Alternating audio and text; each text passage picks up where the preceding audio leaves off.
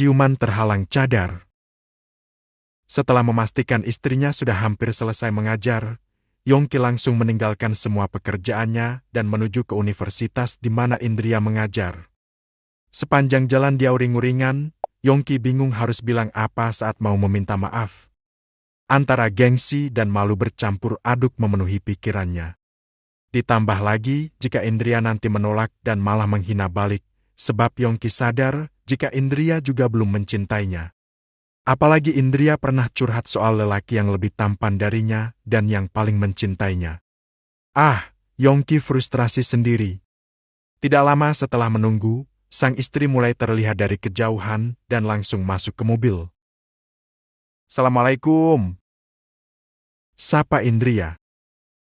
"Waalaikumsalam," jawab Yongki menjadi gugup. Indria cukup kaget, sebab selama ini suaminya tidak pernah mau menjawab salamnya. "Kita langsung saja ke rumah Abah dan Umi kan? Atau mau pulang dulu?" tanya Indria. "Langsung saja, malam ini aku ada urusan penting jadi tidak bisa berlama-lama," jawab Yongki. Indria terdiam dan fokus menatap jalanan. Sedangkan Yongki disibukkan merangkai kata dalam otaknya. Tetapi lidahnya keluh dan tidak bisa berkutik. Bahkan Yongki sampai berkeringat dingin saking tegangnya. "Ayo jalan, Mas. Kenapa malah bengong?" Sela Indria. Yongki tersentak, dia pun melajukan mobilnya secara perlahan. "Kamu ganti baju ya? Sepertinya tadi pagi tidak memakai model terusan gini," tanya Yongki mencoba untuk rileks. "Wah, tumben kamu memperhatikan aku, Mas," ujar Indria terkekeh. "Ya kan kedua mataku melihat," sela Yongki. "Ya biasanya melihat tapi tidak peduli," canda Indria. "Begitu burukkah sikapku padamu selama ini?" tanya Yongki hati-hati. "Kalau aku jawab tidak, berarti aku berbohong kan?" sela Indria santai. Yongki berasa sedang disidang, mengingat semua ucapan dan hinaannya dulu memang sangat keterlaluan. Indria terdiam, hari ini dia datang bulan. Untung saja semua sudah dipersiapkan, hanya saja perutnya tidak nyaman. Indria bersandar, kemudian memejamkan mata. "Kamu kenapa? Tidak enak badankah?" tanya Yongki cemas. "Tidak apa-apa, hanya sedikit lelah saja," jawab Indria malu mengakui. "Aku mau menemui klien sebentar tidak apa-apa." "Tidak apa-apa, acara di rumah Abah dan Umi kan masih nanti malam. Mungkin malam ini aku ingin menginap di sana saja," jawab Indria santai. Yongki ingin mencari suasana yang tenang, agar bisa mengutarakan niatnya dengan baik. Akhirnya Yongki mengajak istrinya ke pantai. Agak sore begini cuaca tidak panas dan malah sejuk. "Wah, pantainya bagus sekali," ucap Indria bersemangat. "Kamu kalau mau melihat-lihat dulu tidak apa-apa, tapi jangan jauh-jauh. Kalau aku sudah selesai dengan urusanku, aku akan menyusulmu," saran Yongki. "Iya, daripada bengong di mobil aku juga akan bosan. Aku mau membawa kamera," sela Indria. "Kamu punya kamera?" tanya Yongki.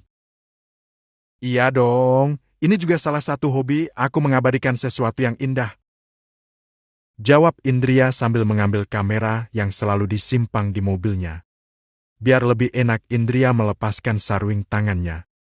Pada saat itu, Yongki gagal fokus, ingin sekali dia menyentuh jemari sang istri dan sekedar mengelusnya saja. "Ya sudah, aku pergi dulu ya. Hanya beberapa menit," sela Yongki berasalan. "Iya," jawab Indria. "Assalamualaikum," pamit Yongki. "Waalaikumsalam," jawab Indria semakin heran karena suaminya juga mau mengucapkan salam ketika berpamitan.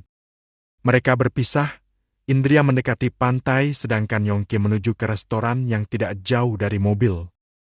Padahal Yongki sama sekali tidak menemui siapa-siapa, itu hanya alasan saja mengajak sang istri ke pantai. Beberapa menit kemudian dia langsung menyusul istrinya. Semilirnya angin menggibarkan ujung jilbab dan cadar istrinya, tanpa kacamata dan kaos tangan istrinya memegang kamera. Begitu menawan dan mempesona. Setiap langkah kaki Indria tampak anggun. Yongki langsung meraih ponselnya, mengambil gambar sang istri yang tengah berjalan ke arahnya secara diam-diam. "Mas, kok cepat sekali?" tanya Indria heran. "Tadi aku hanya tanda tangan saja kok," jawab Yongki berdusta. "Kalau gitu kita mau pulang ke Abah sekarang atau bagaimana?" tanya Indria. Kalau kamu mau menikmati pemandangan dulu tidak apa-apa. Biar aku temani," jawab Yongki. "Di sini udara terlalu dingin, aku tidak kuat lama-lama," keluh Indria, tubuhnya memang sedang tidak baik-baik saja. "Kalau gitu kamu masuk mobil dulu, aku belikan minuman hangat," timpal Yongki mulai cemas. "Ya, tapi jangan kopi. Susu atau minuman coklat," balas Indria cukup terharu. Indria merasa sedikit menyesal juga, karena sudah lama ingin ke pantai tetapi tidak punya waktu. Hanya saja perutnya yang sakit tidak bisa ditoleransi lagi. Tidak lama kemudian Yongki datang, membawakan susu hangat sekaligus minuman coklat. "Pelan-pelan, masih panas," ucap Yongki. Indria menatap suaminya, bibirnya tersenyum dan bahagia diperhatikan seperti ini. Indria berharap jika keindahan ini tidak fana. "Mas, kenapa hari ini kamu baik sekali padaku?" tanya Indria penasaran. "Kenapa setiap kali aku baik, kamu selalu curiga padaku? Apakah kamu mengira jika aku memberikan racun pada minumanmu?" balas Yongki kesal. "Bisa saja itu terjadi. Jika aku mati kamu bisa menikah Sinta atau Nadia," sindir Indria. "Dari mana kamu tahu tentang Nadia?" tanya Yongki heran. "Semalam, saat kamu mabuk kamu terus menyebut namanya dan kamu bilang sangat mencintainya," jawab Indria menahan sesak di dada. "Ah, kamu pasti salah dengar," elak Yongki mulai panik. "Jangan diteruskan, karena setelah ini kita pasti akan bertengkar dan merusak suasana. Mumpung hari ini kita akur sebaiknya menikmati pemandangan laut, nih yang satu untukmu." Setelah Indria menyodorkan minuman coklatnya, Yongki menerima. Seharusnya ini akan menjadi saat yang tepat untuk meminta maaf, tetapi dia masih belum bisa mengumpulkan keberanian. Pada akhirnya Yongki gugup, bahkan untuk menatap wajah Indria saja tidak bisa. "Indria, aku boleh tanya sesuatu padamu?" tanya Yongki dengan tubuh gemetar. "Ya, tanya apa?" balas Indria santai, mencoba menikmati setiap nyeri di perutnya. Yongki adalah lelaki playboy, biasanya dengan mudah dia merayu para wanita yang dianggap cantik. Tapi entah kenapa, saat ini dia sangat payah di hadapan sang istri. Baru saja Yongki ingin mengucapkan sesuatu tetapi ponselnya berdering. Dari nada suara sudah jelas jika itu panggilan dari Sinta. Yongki mencoba mengabaikan tetapi terus berdering tiada henti. "Dari Sinta kan? Angkat saja, aku tidak masalah kok," ujar Indria pura-pura tersenyum tegar. Padahal dalam hati berharap tidak diangkat. Yongki merasa hampir putus asa, sebab Indria sama sekali tidak menunjukkan wajah cemburu atau keberatan jika dirinya berhubungan dengan wanita lain. Sedangkan dirinya sendiri teramat tersiksa saat Indria dekat dengan pemuda lain. Baginya ini terasa tidak adil. "Kenapa masih belum diangkat? Nanti dia marah, buruan. Anggap saja tidak ada aku seperti biasanya." Timpal Indria hanya ingin mengetes saja. Yongki masih termenung, marah dan bercampur kesal pada diri sendiri karena tidak bisa mengutarakan isi hatinya sendiri. "Kenapa tidak diangkat juga? Apakah sudah bosan padanya dan punya gandengan baru? Kalau memang begitu alangkah baiknya bicarakan secara baik-baik saja," sindir Indria. "Siapa yang punya gandengan baru? Aku tidak." Elak Yongki. Nadia. Yongki tidak tahan lagi. Begitu Indria menyebut nama mantan terdahulu, Yongki langsung menarik kedua bahu sang istri dan mencium bibirnya. Indria syok. Walau ciuman mereka terhalang cadar, tetapi sudah membuat keduanya saling tegang dan salah tingkah. Yongki dan Indria saling memandang. Tatapan mata yang penuh arti tapi tidak bisa diungkapkan. Mas, kamu. Salah kamu yang bawel. Jika berani bahas hal yang tidak penting lagi, maka akan aku cium lagi. Sergah Yongki serasa kehabisan napas.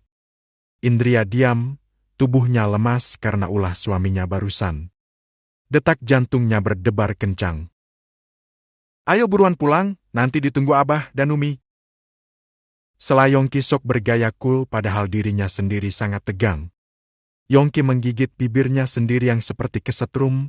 Sungguh tadi dia tidak tahu harus berbuat apa dan secara spontan mencium Indria. Sebaiknya aku selesaikan urusan dengan Sinta dulu. Aku yakin jika sekarang aku katakan Indria hanya akan salah paham dan jelas menolakku. Aku harus buktikan dulu jika aku tidak ada hubungan lagi wanita lain. Aku harap Indria secara perlahan bisa mengerti jika aku mulai ada rasa padanya. Batin Yongki fokus mulai menyetir mobilnya. Sedangkan Indria dalam keresahan yang tidak berkesudahan, kelakuan suaminya saat menciumnya tadi terus terngiang. Belum lagi pelukan hangat semalam membuat Indria semakin tidak bisa mengendalikan hatinya. Aku tahu Mas Yongki pasti hanya iseng dan ingin mengerjaiku saja, tetapi kenapa aku begitu tidak karuan rasanya? Apakah ini yang namanya cinta? Aku bahagia dan mulai berharap untuk memilikimu seutuhnya. Hanya milikku seorang. Batin Indria. Dalam perjalanan keduanya saling diam, dan tidak ada yang mencoba untuk mencairkan suasana. Sampai di rumah orang tua, Yongki langsung berpamitan untuk tiduran di kamar. Yongki memandang lagi foto Indria saat yang dia ambil secara diam-diam. Yongki tersenyum dan menjadikan foto sang istri sebagai wallpaper. Dia tertutup, tapi sangat indah sekali. Gumam Yongki. Kemudian Yongki menyentuh bibirnya sendiri, rasa aneh yang merebak ke seluruh nadinya. Padahal ciuman tadi juga terhalang cadar, tetapi memiliki kesan yang mendalam. Padahal selama ini sudah berapa banyak bibir wanita cantik yang pernah dia nikmati, tetapi tidak seperti saat ini.